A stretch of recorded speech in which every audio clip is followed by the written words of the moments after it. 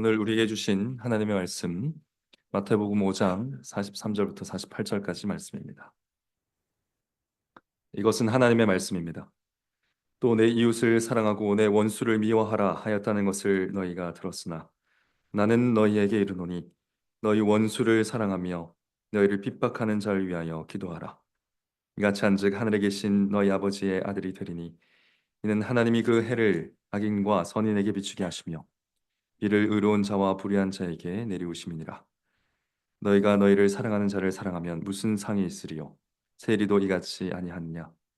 또 너희가 너희 형제에게만 무난하면 남보다 더하는 것이 무엇이냐? 이방인들도 이같이 아니하느냐? 그러므로 하늘에 계신 너희 아버지의 온전하심과 같이 너희도 온전하라. 아멘.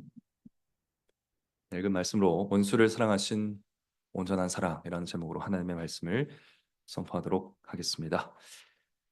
산상수훈을 계속 살펴보고 있는데 사랑하는 성도 여러분, 드디어 우리는 산상수훈 말씀 중 가장 도전적인 말씀 앞에 서 있습니다. 그리고 가장 혁명적인 말씀 앞에 서 있습니다. 바로 원수를 사랑하라는 명령입니다. 이 명령은 특별히 더욱 우리의 본성과 우리의 일반 상식과 정면으로 배치됩니다. 맞지 않습니다. 그래서 우리의 본성과 상식의 정면으로 도전하는 말씀이 바로 원수를 사랑하라 하는 말씀입니다. 그러나 우리는 너무 겁을 먹고 우리가 어떻게 원수를 사랑하는가?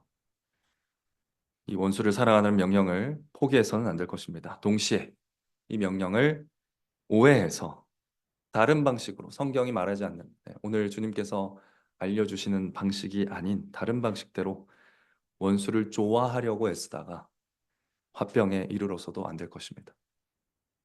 율법을 폐하지도 않으시고 율법을 완성하신 예수 그리스도를 신뢰하면서 소망 가운데 말씀을 들으시기를 바랍니다. 지난주일 설교에서 우리가 말씀을 이해할 때 이 악한 자가 누군지를 먼저 알고 말씀을 살펴보는 것이 굉장히 중요했습니다. 왜냐하면 우리가 지난주일에 살펴봤던 말씀 벌써 잊어버리신 것은 아니겠죠.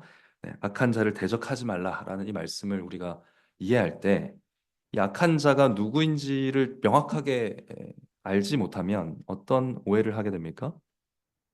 모든 폭력을 그냥 당하라는 이야기로 받아들일 수가 있기 때문입니다.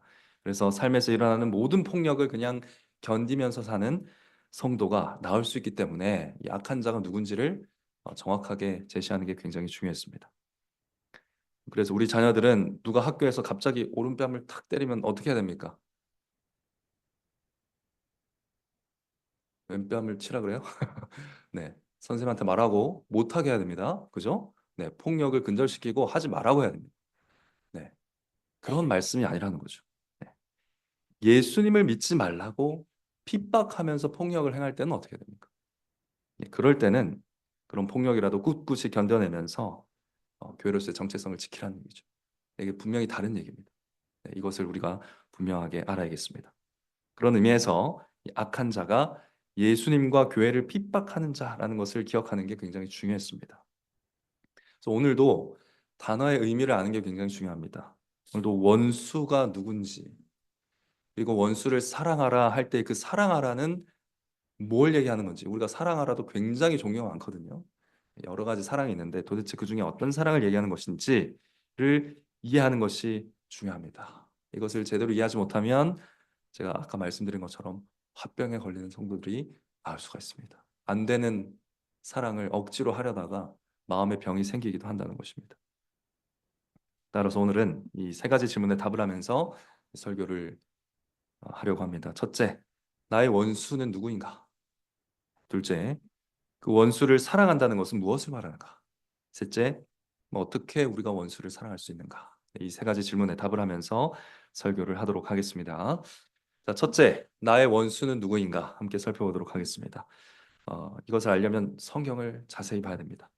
우선 예수님의 설교를 듣고 있던 유대인, 이 유대인들을 향해서 예수님께서 원수를 사랑하라 하셨기 때문에 이 원수는 누구였을까? 유대인들이 딱 원수라는 말을 들었을 때 누구를 탁 떠올렸을까? 이것을 생각해 보는 게 중요할 텐데요. 아주 친절하게도 오늘 예수님께서 이 유대인들이 일반적으로 원수하면 떠오르는 두 종류의 사람을 언급을 해 놓으셨습니다. 누굴까요? 이방인과 세리입니다. 네. 이 사람들이 원수라고 생각하는 사람도 그렇게 사랑을 한다 하면서 예로 드신 두 부류의 사람들. 바로 이방인과 세리가 유대인들이 원수하면 딱 먼저 떠오르던 사람들이었습니다.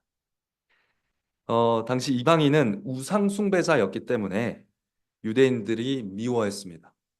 유대인들의 미움의 대상이었던 이유는 바로 이들이 우상 숭배자였기 때문입니다. 우상 숭배자는 구약 성경으로부터도 하나님의 원수로 여겨졌고요. 그러니까 하나님의 원수기 때문에 하나님의 백성인 이스라엘에게도 원수다라는 해석이 공공연하게 퍼져 있었습니다. 그래서 이 하나님을 섬기는 이스라엘 백성은 이 우상 숭배자 이방인들을 원수처럼 여겼다는 것입니다. 당시 랍비들은 여러 성경 말씀, 출애굽기 23장, 시편 139장 이런 말씀들을 언급하고 가르치면서 해석하면서 이 우상 숭배자들, 혹은 배교한 개종자들, 그러니까 우상을 섬기기로 개종한 사람들, 그리고 변절한 이스라엘 사람들, 그러니까 이스라엘 민족을 변절한 사람도 하나님의 적이거든요. 이 랍비들의 해석에 따르면 그러니까 변절한 이스라엘 사람들, 그리고 이스라엘 사람이지만 부끄러운 짓을 행한 자들, 이 사람들은 미워하라고 가르쳤습니다. 그래서 예수님이 오늘 말씀 뭐라고 하십니까? 내 이웃을 사랑하고 내 원수를 미워하라 하였다는 것을 너희가 듣는다. 네. 그런 가르침이 아주 공공연하게, 아주 일반적으로, 상식적으로 이루어지고 있었다라는 것입니다. 그래서 유대인들은 우상 숭배자인 이방인들을 미워했습니다. 그리고 미워하는 그 이방인들을 향해서 원수다라는 표현을 사용했습니다. 또 한 부류인 세리를 보면요. 세리는 아까 우리가 살펴봤던 변절자, 배신자에 해당하는 사람들이었습니다. 유대인은 세리를 공공연히 죄인이라고 불렀습니다. 네. 세리와 죄인, 이거는 항상 같이 가는 단어입니다. 세리가 죄인이란 뜻이고 죄인이 세리란 뜻이죠. 네. 그 죄인이라는 아주 대표적인 언어로 세리라는 표현을 쓸 만큼 세리는 이스라엘 백성, 유대인들에게 죄인의 대명사였습니다. 근데 세리는 이방인 아니죠. 유대인입니다. 한 백성, 한 민족입니다. 그런데 이방 나라 로마를 위해서 일하는 사람들이었죠. 로마를 위해서 세금을 걷었는데 걷으면서 조금 더 걷어가지고 자신의 재산을 불리고 예, 자기 이득을 채우고 이 동족을 막 괴롭혀가지고 갈취하는 그런 사람이었죠. 그러니까 뭐 우리나라 사람들이 너무나 잘 이해되는 누굽니까? 네, 친일파 같은 사람, 네, 앞잡이 같은 사람들이었습니다. 그러니까 얼마나 싫어했겠어요. 명색이 유대인이고 하나님의 백성으로 태어난 자가 유대인을 압제하고 다스리고 괴롭히는 그런 우상 숭배자를 위해서 일한다? 거기서 떨어지는 콩고물에 자기 배를 채운다? 이 유대인들에겐 이보다 더한 원수가 없었을 것입니다. 이방인과 세리는 모두 유대인들이 보기에 어떤 자였냐면 자신들을 핍박하는 자였습니다. 그래서 예수님 뭐라고 하십니까? 너에게 이르노니 너희는 너희 원수를 사랑하며 너희를 핍박하는 자를 위해서 기도하라. 그 원수가 핍박하는 자라는 거예요. 유대인들의 생각에는 이 설교를 듣고 있는 사람들에게 원수란 핍박하는 자와 동의어라는 것입니다. 그러니까 이방인과 세리 모두 유대인들이 보기에는 핍박자였다는 것입니다. 원수는 곧 핍박하는 자를 가리킵니다. 그럼 생각해 보십시오. 여러분이 누군가에게 핍박을 당할 때 절대로 하지 않는 생각이 있습니다. 여러분 누군가에게 공격을 받고 핍박을 받고 적대를 당하고 괴롭힘을 당할 때 그 괴롭히는 사람을 향해서 절대 하지 않는 생각 뭘까요? 아, 내 뺨을 때리는 저 원수는 참 사랑스럽구나. 이런 생각 절대 못 합니다. 그죠? 네. 그가 사랑스럽다거나 그에게 사랑할 점이 있다거나 그에게 내가 좋아해 줄 만한 점이 있다는 생각을 하지 못합니다. 그러니까 핍박하는 자에 대해서 우리가 그런 생각을 가질 수밖에 없다는 거죠. 즉 우리는 우리를 핍박하는 자에게서 사랑할 만한 이유를 찾지 못합니다. 우리는 우리를 핍박하는 자에게서 사랑할 만한 점을 찾지 못합니다. 그것이 핍박하는 자, 원수에 대한 우리의 생각입니다. 오직 미움의 이유밖에 가질 수가 없는 대상. 우리는 그런 사람을 원수라고 부릅니다. 정리해 보면 원수란 누군가? 미워해야 할 이유로만 가득한 사람. 사랑할 이유는 전혀 찾을 수 없는 사람. 그 사람이 원수입니다. 이 기준에 따라서 누구라도 이 유대인들의 원수가 될 수 있었습니다. 실제로 이방인도 원수가 되지만 세리인 유대인도 원수가 될 수 있었죠. 그 랍비들은 여러 가지 말씀 연구를 통해서 이 유대인들, 유대 사회 안에서도 어떤 사람을 원수로 취급해야 되는지를 계속 연구했습니다. 그래서 원수 리스트, 어떤 사람이 원수가 될 수 있는가에 대한 리스트를 계속 업데이트했어요. 이런 사람 원수다. 이런 사람 부끄러운 짓 행한 사람 원수다. 이런 불경한 사람도 우리의 원수다. 계속해서 원수가 될 수 있는 목록들을 끊임없이 늘려갔습니다. 사랑하는 성도 여러분, 바로 이것이 원수입니다. 우리가 사랑할 점, 사랑하고 싶은 점이 하나도 없는, 미워할 이유로만 가득한 그 대상이 바로 원수라고 한다면, 여러분에게 원수가 없습니까? 사랑할 이유를 찾지 못하는 사람, 혹은 미움의 이유밖에 없는 사람 하면 딱 떠오르는 사람이 있지 않습니까? 그 사람들이 다 우리의 원수입니다. 왜 그 사람을 사랑해야 하지? 하게 되는 사람들이 다 원수입니다. 그런 원수의 목록이 우리 마음에도 지금 계속 업데이트가 됩니다. 세월이 갈수록 미운 사람들이 많아집니다. 대한민국 사람이라서 미워하는 사람들이 생깁니다. 남자라서 또는 여자라서 미워하는 종류의 사람들이 생깁니다. 정치적으로 이쪽이라서 저쪽이라서 미움의 유밖에 갖추지 못하는 그런 사람들이 생깁니다. 그런 집단들이 생기죠.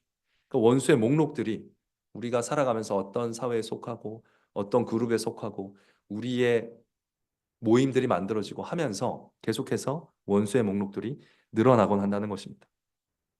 심지어 교회 안에서도 특정 집단이나 개인을 미움의 대상으로 삼는 일이 일어나곤 합니다. 그래서 교회 안에서도 갈등이 일어나기도 하죠. 이런 걸로 한번 테스트 해볼 수 있을 것 같은데요. 여러분에게는 진짜 저 사람은 저런 사람은 교회하면 안 돼.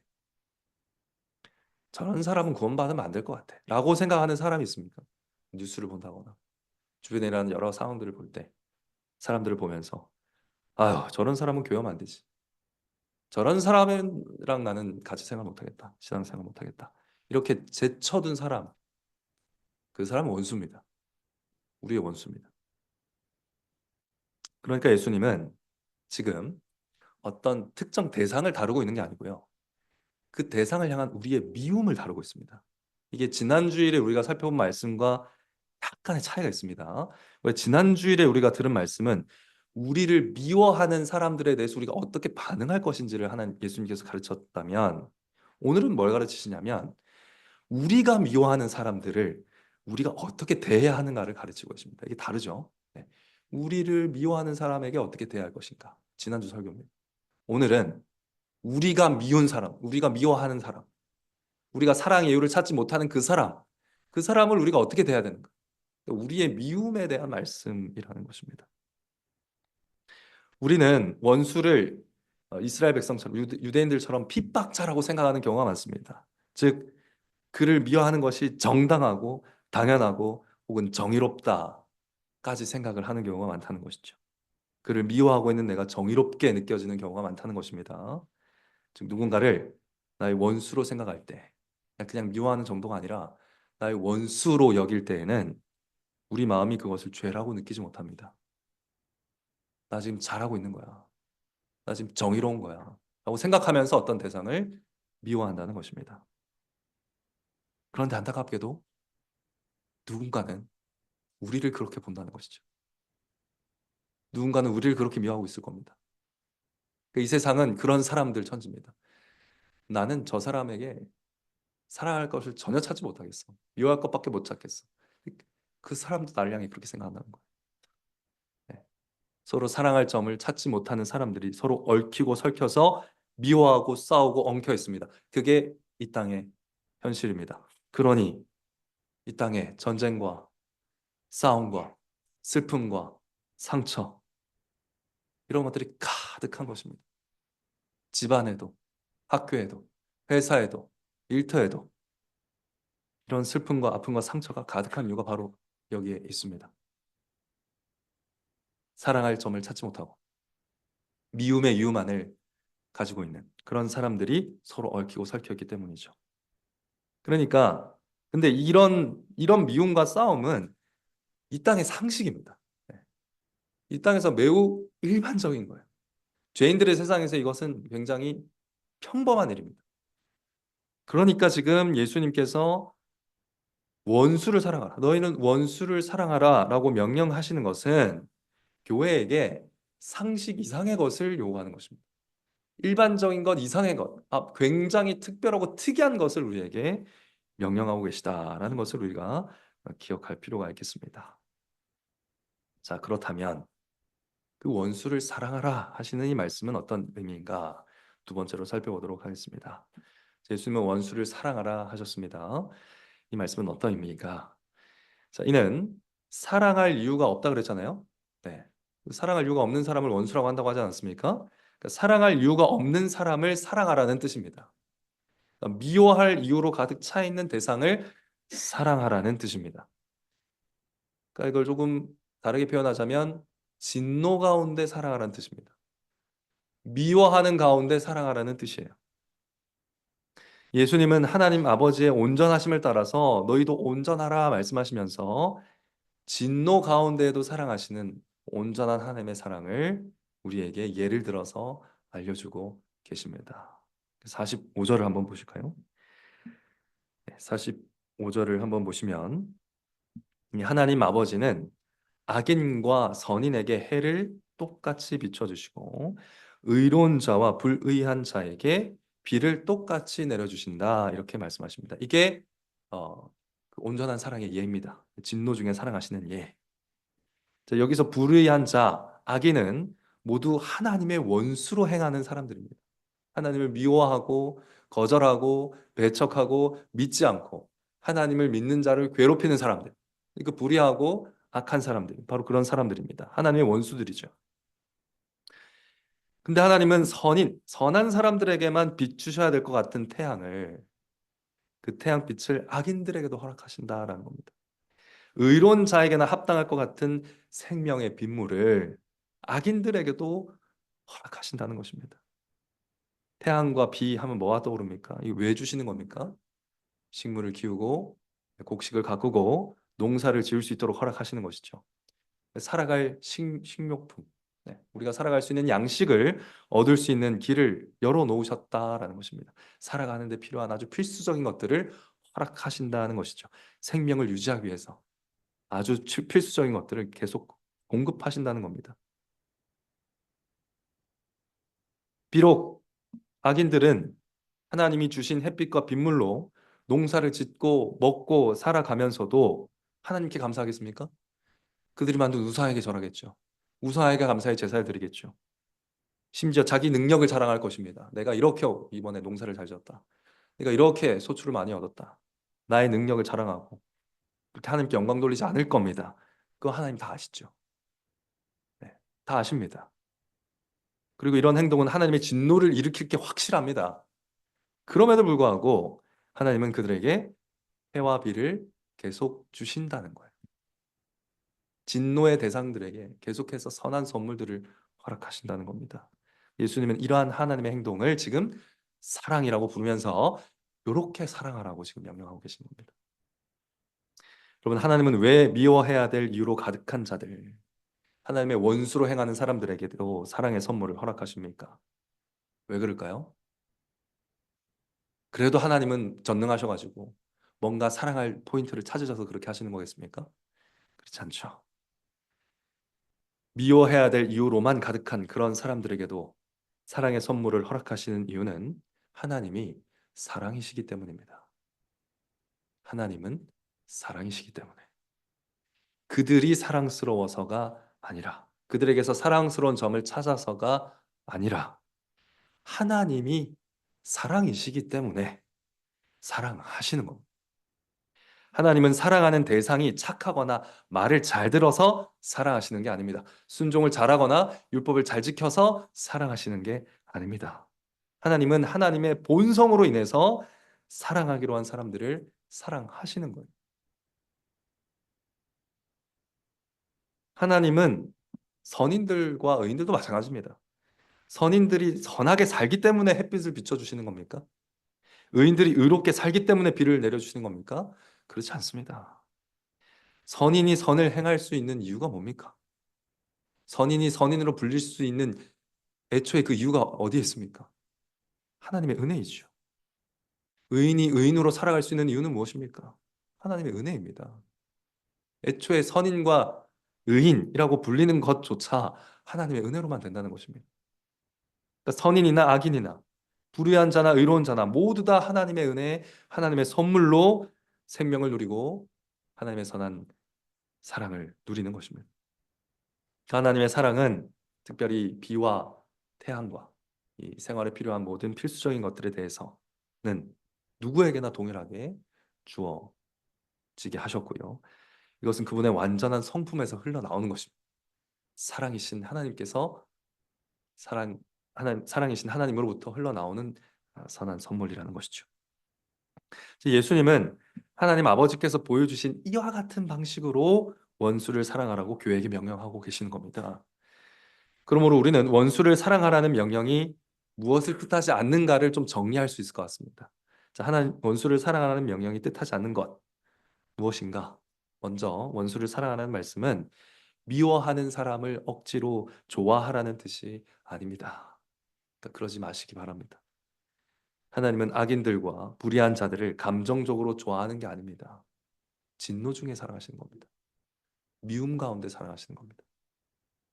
또한 원수를 사랑하라는 말씀은 원수들이 행하는 불의와 악을 사랑하라는 말도 아닙니다. 그들이 불의와 악을 막 행하고 있죠. 그것들을 사랑하라는 얘기가 전혀 아니라는 것이죠. 하나님은 그들의 불의와 악에 대해서 진노하고 계십니다. 진노가 일어남에도 불구하고 그들을 사랑하고 계실 뿐이라는 겁니다. 또한 원수를 사랑하라는 말씀은 악인과 불의한 자가 그렇게 평화롭게 행복하게 잘 살기를 바라는 것이 아니라는 것을 기억해야 될 것입니다. 그들이 하나님의 원수된 상태에서 계속 행복하게 평화롭게 살아간다면 어떻게 됐습니까? 결국 하나님의 심판을 받고 지옥으로 가게 되겠죠. 네. 그렇게 내버려 두는 것이 또한 사랑은 아니다라는 것입니다. 그러면 우리는 구체적으로 그 하나님의 온전하신 사랑에 비추어 우리를 어떻게 사랑하도록 해야 될까요? 어떻게 사랑해야 되겠습니까? 예수님은 문안이라는 것을 예로 들어서 설명하고 계십니다. 47절 한번 보시면요. 또 너희가 너희 형제에게만 문안하면 남보다 더하는 것이 무엇이냐? 제 46절에서는 너희를 사랑하는 자를 사랑하면 무슨 상이 있으리요 하셨는데 그 사랑이라는 것에 한 예로서 문안이라는 것을 들어 설명을 하고 계십니다. 이 문안이라는 건 문안 인사를 얘기하는 거예요. 여러분은 누구에게 인사합니까?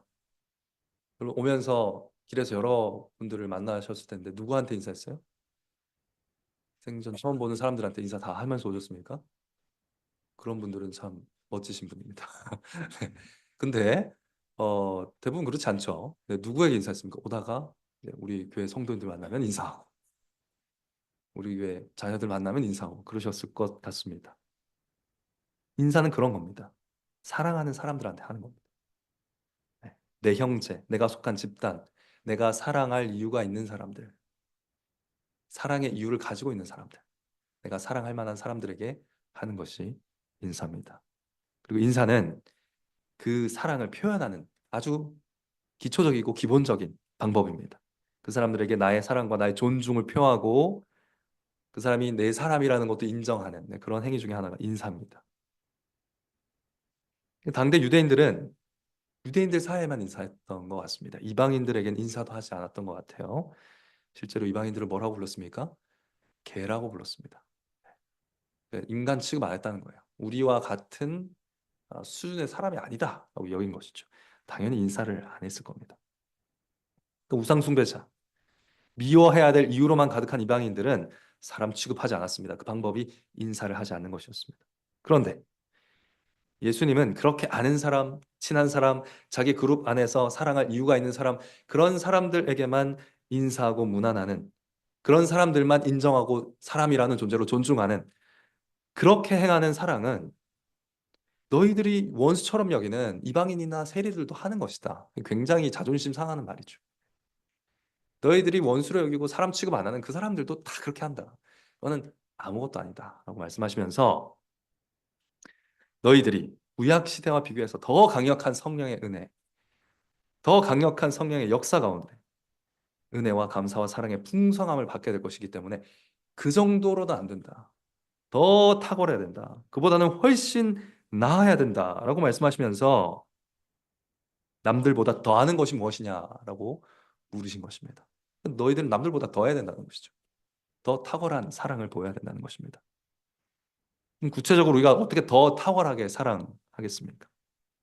네, 그것은 바로 우리가 사랑하는 사람들과 함께 누리는 아주 기본적인 것들 있죠. 인사라든지. 네. 우리가 사랑하는 사람이 배고프면 먹을 거 주겠죠. 우리가 사랑하는 사람들이 목마르면 물 주겠죠. 우리가 사랑하는 사람들이 생활이 힘들면 도와주겠죠. 네, 우리가 그러니까 사랑하는 사람들과 함께 누리는 매우 기본적인 것들은 원수에게도 줄 수 있어야 된다라고 말씀하고 계신 겁니다. 이것이 원수를 사랑하는 방법입니다. 여러분, 우리 안에서 누리는 것들은 우리 밖의 사람들도 누릴 수 있도록 해야 된다라는 것이죠. 이 말은 첫 번째로는 그들의 육체적인 필요를 채워줄 수 있어야 된다는 것입니다. 악인과 불의한 자에게도 태양과 비를 숨기지 아니하시는 그런 아버지 하나님을 닮은 자녀로서 원수라도 굶주려 하면 먹을 것을 주고 목말라 할 때 물을 주라는 것입니다. 악인이 죽어간다고 해서 아유 꼴 좋다 하면서 내버려 두지 말라는 것이죠. 일본에 막 재앙이 벌어질 때 아유 꽃이다 이런 생각하지 말라는 겁니다. 미워하는 사람의 재산이라고 해서 훔쳐가지 말고 또 미워하는 사람의 재산이 사라지는 것을 기뻐하지 말고 사랑할 이유가 없는 사람과 한 약속이라고 해서 쉽게 그 약속을 깨지 말라라는 것입니다. 우리가 우리 안에서 약속을 지킨다면 우리가 원수라고 생각하는 사람들하고도 약속을 지키고 우리가 우리에게 속한 사람들의 재산을 소중히 여긴다면 원수의 재산도 소중히 여겨야 된다. 그런 얘기를 지금 하시는 것입니다. 그러니까 사랑할 이유가 없는 원수에게도 기본적인 존중, 네, 그게 이제 인사, 문안을 통해서 말씀하고자 하신 내용이죠. 그가 하나님의 생명을 힘입어 살아가는 사람이라는 존중을 보이라는 것입니다. 기본적인 존중. 아무리 원수라도 하나님의 생명을 의지하여 존재하고 있는 사람이기 때문에 하나님이 그를 살려두고 계시기 때문에 하나님이 생명 주어서 살아가게 하고 있는 그래서 나와 함께 사회를 구성하고 살아가게 한 그 원수를 최소한의 존중을 보여야 된다는 것입니다. 그들을 향해서 하나님의 하나님이 하나님 어떤 사람을 사랑한다 했습니까? 네, 그 대상이 사랑스럽거나 말거나 사랑하신다고 했죠. 마찬가지로 우리도 이 사랑을 받는 대상이 누군가와 상관없이 우리가 선을 행해야 된다는 것입니다. 이것이 원수를 사랑하라에 담긴 첫 번째 의미입니다. 그리고 우리가 사랑하는 사람들과 함께 누리는 것, 그리고 그들에게 나눌 수 있어야 되는 두 번째는 뭐냐? 그들의 영적인 필요를 구하며 기도하는 것입니다. 여러분, 여러분 기도할 때 누구를 위해 기도합니까? 여러분 사랑하는 사람을 위해 기도하죠. 여러분이 사랑하는 사람들의 영적 필요를 구하며 기도합니다. 가족을 위해 기도하고, 교회를 위해 기도하고, 우리가 사랑하는 사람들을 위해서 기도합니다. 믿지 않는 사람이라 할지라도 내가 사랑하는 사람이면 그를 위해 기도합니다. 근데 우리는 원수 같은 자를 향해서도 그의 영적인 필요를 위해서도 기도할 수 있어야 한다는 것입니다. 예수님은 원수를 사랑하라는 아주 구체적인 방법으로 너희를 핍박하는 자를 위해 기도하라 하셨습니다. 근데 이 기도는 단지 기도만 말하는 것은 아니고 기도에 담겨 있는 여러 가지 우리의 천국 시민으로서의 행동도 속해 있는 것이죠. 우리는 예수님과 스데반 집사가 이 말씀 그대로 자신을 핍박하는 자를 위해서 그들의 죄를 용서해 달라고 기도했던 것을 기억합니다. 왜냐? 죄인에게 가장 필요한 게 뭡니까? 죄인에게 가장 필요한 게 뭐예요? 하나님의 용서입니다. 물처럼, 식량처럼 굉장히 지금 당장 먹어야 되고 필수적인 게 뭡니까? 하나님의 용서입니다. 그러니까 죽어가면서까지 예수님은, 죽어가면서까지 스데반은 저들의 용서를 구했던 것입니다. 그리고 하나님의 용서를 구하는 기도가 내가 저들에게 줄 수 있는 가장 중요하고 필요한 것이다 라고 생각해서 그렇게 기도한 것이죠. 우리도 원수가 믿더라도 사랑할 이유가 전혀 없는 사람이라 할지라도 그 영혼이 하나님께 용서받고 용납받기를 바라면서 기도할 수 있어야 되고요. 조금 더 나아가서 그 사람이 어떻게 용서를 받겠습니까? 그리스도를 믿고 예수 그리스도를 믿고 복음을 믿고 구원을 얻어야 용서를 받는 거 아닙니까? 그러니까 복음을 전하고 그 기도와 같이 이루어져야 하는 행동들까지 나아가서 그들의 영적인 필요를 구하며 행동해야 된다. 그렇게 우리가 누리는 선한 것들을 우리들만 우리 안에서 누리는 이 선한 것들을 원수들에게 나누면서 사랑을 할 수 있어야 한다라는 것입니다. 이것 또한 쉽지 않겠죠. 네, 이게 우리의 본성을 거스릅니다. 여러분이 미워하는 그 사람을 위해서 기도하려고 해보세요. 억지로 사랑하는 척은 하기 쉽죠. 기도는 굉장히 힘든 일입니다. 진심 어린 기도가 나오지 않는다는 것이죠. 그러니까 우리가 이 명령에 어떻게 순종할 수 있겠습니까? 하나님은 사랑이시니까 가능한 일이죠. 하나님은 사랑이시기 때문에 대상이 누구든지 상관없이 그 가득한 사랑이 하나님 안으로부터 흘러나와서 사랑이 가능한 것이지만 우리는 사랑이 아니잖아요. 네. 우리가 사랑입니까? 네. 텅 빈 자라고 하지 않았습니까? 그런데 우리는 어떻게 사랑할 이유가 전혀 없고 오히려 미워할 이유로만 가득한 그 사람들에게 사랑을 베풀 수가 있겠습니까? 우리를 핍박하는 사람이나 억울하게 만든 그 사람, 그에게 어떻게 육체적, 영적 필요를 채울 수 있겠습니까? 이것을 생각하기 위해서 우리가 산상순을 처음부터 다시 생각해 봐야 될 것 같습니다. 여러분, 예수님은 우리에게 어떤 명령도 주시기 전에 먼저 복 있는 자라 하셨습니다. 너희가 복이 있다. 또 어떤 명령을 하시기 전에 우리 존재가 세상의 빛과 소금이라 하셨습니다.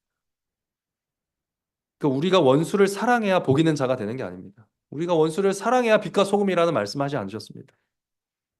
오히려 그리스도께서 하나님의 원수였던 우리를 사랑하셔서 우리 죄에 대한 형벌을 다 받아 죽으셔가지고 우리를 다 그리스도와 연합시키셔가지고 하나님의 의를 다 이루심으로 부활하셔가지고 그 그리스도의 생명과 그리스도가 가지고 있는 모든 부요함을 다 우리가 누리시게 하심으로 우리가 아무 명령 지키지 않았을 그때에 이미 복 있는 사람으로 불리고 이미 소금이 이미 빛이 된 것이 아닙니까?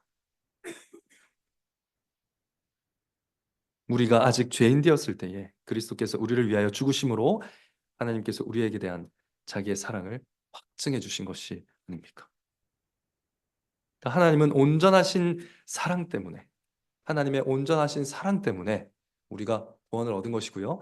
하나님의 온전하신 사랑 때문에 오직 은혜로 오직 믿음으로 하나님의 자녀가 되고 성령이 거하시는 초소가 되고 새로운 피조물이 되게 하신 겁니다. 그래서 우리는 원수를 사랑할 수 있는 겁니다. 거듭난 자 안에는 누가 계신다고요? 성령이 계십니다. 거듭난 자의 사랑은 그 성령님으로부터 흘러나오는 것입니다. 성령 하나님도 사랑이셔서 우리가 하나님의 사랑을 알도록 하시고요. 말씀을 볼 때마다 설교를 들을 때마다 하나님의 사랑이 어떠한지 얼마나 큰지 얼마나 가늠할 수 없는지를 깨닫게 하시고요. 하나님의 사랑으로 사랑할 수 있는 능력도 우리에게 부여해 주신다는 것입니다. 그래서 성령의 사람들은 예, 예수 그리스도를 믿고 성령의 내주하심 가운데 있는 사람들은 상대방이 사랑스럽든 사랑스럽지 않든 상관없이 우리에게 주어진 사랑의 의무를 실천할 수 있게 되는 겁니다. 심지어 원수 같은 그 사람이 우리의 미움을 격발하고 미움의 감정을 막 일으키고 우리를 정말 분노하게 만들고 짜증나게 만들고 진노하게 만들더라도 성령님께서 그 진노 중에 나를 사랑하사 자기 아들을 내어주신 하나님의 사랑을 샘솟게 하신다는 겁니다. 그러니까 우리는 악인들을 향해서 분노할 때마다 뭘 보는 거예요? 아, 하나님이 나를 향해서 이렇게 분노하셨구나를 경험하는 겁니다. 네. 원수를 향해서 막 진노가 올라올 때마다 아, 하나님이 나를 이 진노 가운데서 사랑하셨구나를 경험하는 거라는 거예요. 그거는 그리스도를 알지 못하는 사람은 결코 경험할 수 없는 경험. 미움 가운데도 그리스도의 사랑을 붙들 수 있는 그런 삶이 우리에게 주어졌다는 것입니다. 성령 안에서. 그래서 화가 나지만 막 머리 뚜껑까지 열릴 그런 상황이지만 그 형제, 그 자매를 향해서 천국 시민의 성품 그대로 그의 화평을 선포하고 온유함으로 대하고 사랑할 수 있는 힘을 주신다라는 것입니다. 그를 사랑하여 위에 기도할 수 있는 힘도 성령님께서 허락하신다는 것이죠. 성령님은 내가 원수 같은 사람일 때에 분노하고 씩씩거리고 있을 때마다 그러한 진노 중에도 가장 소중한 아들을 내어주신 하나님의 사랑을 말씀을 통해 생각나게 하실 겁니다. 아, 하나님께서 나를 향해 이처럼 크게 진노하시는 가운데 약속대로 독생자를 주시고 약속을 지키셔가지고 나를 용서하시고 사랑하셨구나. 이 복음을 붙들고 기도를 시작하게 하신다는 겁니다. 입을 떼게 하신다는 겁니다. 그러니까 억지로 말고 나를 진노 중에 사랑하신 그 사랑에 감사함으로 입을 떼게 하신다는 거예요. 사랑의 의지가 그리스도의 복음으로부터 샘솟게 하신다는 것입니다. 그리스도의 보내신 성령님께서 우리가 진노하는 가운데에도 미움을 뚫고 사랑을 실천하게 하십니다. 성령님을 의지하여서 기도하는 성도는 점점 복음으로 악한 자들을 대하는 일에 익숙해져 갑니다. 그리고 이 일에 성장합니다. 성숙해 갑니다. 악한 일을 당해도 정확하게 그 일 그대로 보복하기보다는 그에게 그리스도를 보여주고 설명해 줄 기회로 삼습니다. 특권을이라고 생각하게 된다는 것입니다. 예를 들어서 누군가 우리가 예수님처럼 살아간다는 이유로 뺨을 때리면 어떻게 한다는 거죠? 우리는 법적으로 정당한 보복을 할 수도 있지만 뺨 맞은 것을 기회로 삼아서 예수 그리스도를 증거할 그런 기회로 삼는다는 것입니다. 우리 죄인들의 악을 당하시고도 예수님이 어떤 사랑을 보여주셨는지를 나를 때린 그 사람에게 설명하고 보여주는 기회로 삼는다는 것이죠. 이것이 바로 다른 뺨을 돌려대는 것입니다. 예수님 때문에 뺨 맞은 일을 도리어 예수님을 전할 수 있는 기회로 삼는 삶을 살아가기 시작한다는 것입니다. 아주 기쁘게요. 아주 자발적으로. 우리 안에서 원수에 대한 미움이 올라올 때에도 마찬가지로 행동하게 하십니다. 우리는 미움의 대상을 향해서도 예수 그리스도가 누구신지를 보여줄 기회로 삼을 수 있는 사람이 됐습니다. 누군가 나를 대적하면 도리어 교회는 45절 말씀처럼 하늘에 계신 너희 아버지의 아들로 사람들 앞에 나타날 수 있는 기회를 찾습니다. 이 45절 말씀은 원수를 사랑할 때 내가 하나님의 아들이 된다는 말이 아닙니다.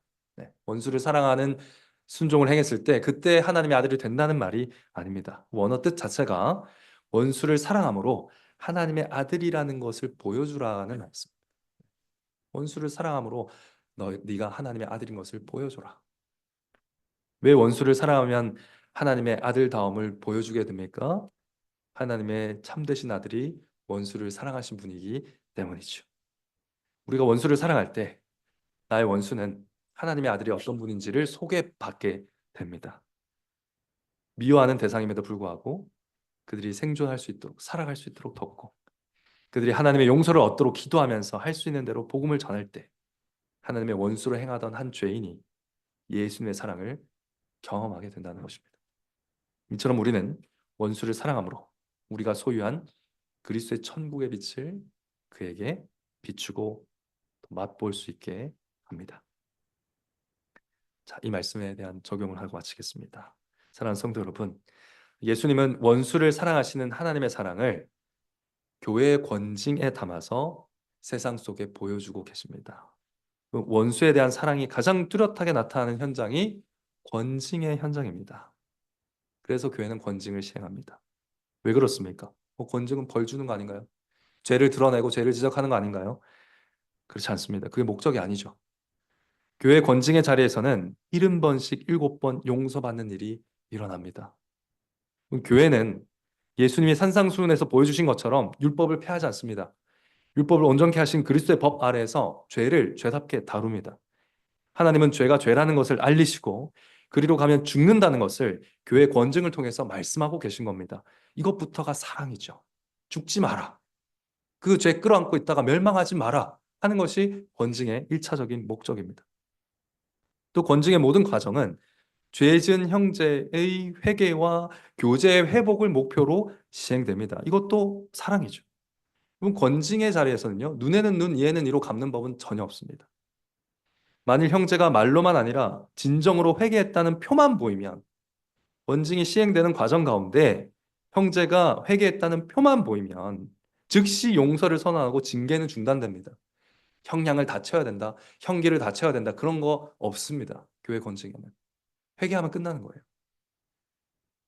다시 그 죄를 또 짓고 또 벌을 받는다 할지라도 회개하면 교회는 용서합니다. 이게 70번씩 7번 반복돼도 교회는 용서합니다. 이런 곳이 있습니까? 이런 것이 질서로 잡혀있는 기관이 있습니까?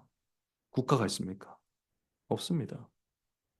70번씩 7번 죄 짓는데 용서하는 국가가 어디 있습니까? 그러나 교회는 용서합니다. 칼에 보복을 하지 않습니다. 혹시 교회의 형제들의 원수가 되기로 작정을 하고 끝까지 회개를 거부한다 하더라도 교회는 그에 대해서 보복하지 않습니다. 그저 교회 교제 밖으로 나가도록 합니다. 그걸 출교라고 하죠. 우린 출교 굉장히 무서운 걸로 알지만 보복하는 거 아닙니다. 천국의 교제 밖에서 죄의 비참함을 깨닫고 다시 돌아오게 하려는 것이 이 출교의 목적입니다. 그 출교조차도 그가 회개하고 돌아오는 것이 목적인 것입니다. 그 형제가 그리스도의 음성을 듣는 그리스도의 양이라면 반드시 회개하고 돌아오겠죠. 그리고 회개하고 돌아오면 출교당한 형제는 받지 않습니까? 그렇지 않습니다. 당에는 그 얼마나 교회 원수로 큰 일을 저질렀다 하더라도 용서합니다. 말 그대로 원수를 사랑하는 하나님의 사랑이 권징에 나타나는 것입니다. 그러므로 우리는 권징이 일어나는 교회에 있다라는 것에 대해서 감사하고 권징 받기를 기뻐해야 됩니다. 권징은 언제 일어나지요? 설교 시간에 일어나고 있습니다. 설교 시간에 죄를 죄라 하고요. 죄 짓지 말라 하지요. 권징입니다. 받으셔야 됩니다. 그리고 신방을 통해 일어납니다. 장로들의 신방을 통해서 권징이 일어날 때 기뻐하십시오. 하나님이 나를 죄 가운데 버려두지 않고 이렇게 찾아오시는구나. 자기 종들을 보내셔가지고 이렇게 말씀하시는구나. 기뻐하셔야 됩니다. 그리고 공적인 이 예배 자리에서도 권징이 시행될 수 있습니다. 그때도 부끄러워하지 마시고, 부끄럽죠. 굉장히 치욕스럽지만 권징 받는 게 복입니다. 하나님의 사랑을 받는 유일한 길입니다. 회개하고 사랑을 힘입고 이 권징이 일어나는 교회에서 돌이키는 여러분 되시기를 간절히 바랍니다. 그리고 교회적인 적용 말고 개인적인 적용입니다. 사랑하는 성도 여러분, 여러분에게 미움의 감정이 올라올 때 그리스도를 드러낼 수 있는 기회로 삼을 수 있도록 기도하며 순종하시기 바랍니다. 이를 위해 기도하는 여러분 되십시오.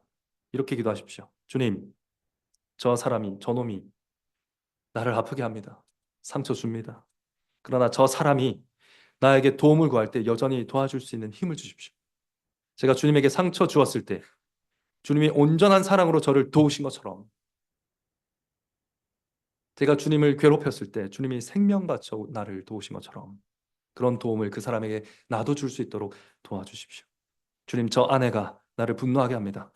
그러나 아내에게 필요한 사랑을 줄 수 있도록 도와주십시오. 왜냐하면 제가 주님을 분노하게 했을 때 주님은 온전한 사랑으로 나를 오히려 사랑하셨기 때문입니다.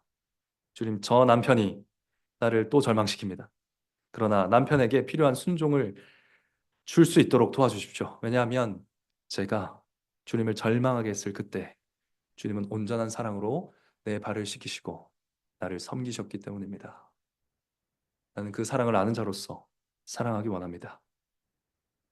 도와주십시오. 기도하시기 바랍니다. 이 기도를 자식이 미울 때도 하시고 교회 형제자매가 미울 때도 하시고 부모가 미울 때도 하시고 순간순간 원수가 생길 때마다 하시기 바랍니다. 능력 달라고 실천할 수 있게 달라고 기도하는 여러분 되시기 바랍니다. 말씀을 맺겠습니다. 로마서 13장 8절에서 10절 말씀을 보면 이렇게 선포하고 있습니다. 피차 사랑의 빛 외에 아무에게든지 아무 빚도 지지 말라. 남을 사랑하는 자는 율법을 다 이루었느니라. 간음하지 말라, 살인하지 말라, 도적질하지 말라, 탐내지 말라 한 것과 그 외에 다른 계명이 있을지라도 내 이웃을 내 자신과 같이 사랑하라 하신 그 말씀 가운데 다 들었느니라. 사랑은 이웃에게 악을 행치 아니하나니 그러므로 사랑은 율법의 완성이니라. 오늘 여러분이 이 명령을 받으셨습니다. 율법의 완성인 사랑의 명령을 받으셨습니다. 그리스도께서 성령의 역사 가운데 온전한 하나님의 사랑을 보여주실 겁니다. 우리도 온전한 사랑을 완성하게 도와주실 겁니다. 믿음으로 원수를 사랑하며 원수처럼 미워하지도 않는 사람들도 사랑합니다. 그러니까 원수만 생각하지 말고 원수처럼 미워하지는 않지만 그래도 많이 미워하는 그 사람들까지도 다 사랑으로 품을 수 있는, 그래서 이 땅에서 삼위 하나님의 온전한 사랑을 증거하고 보여주는 성도로 계속 자라가게 하시기를 성부와 성자와 성령으로 간절히 축원합니다. 말씀을 기억하면서 사랑이신 하나님께서 우리에게 사랑을 채워주시고 부어달라고 간구하면서 함께 기도하시고, 여러분이 미워하는 그 사람을 위해서도 지금 이 시간 기도할 수 있으면 좋겠습니다. 다 같이 기도하겠습니다.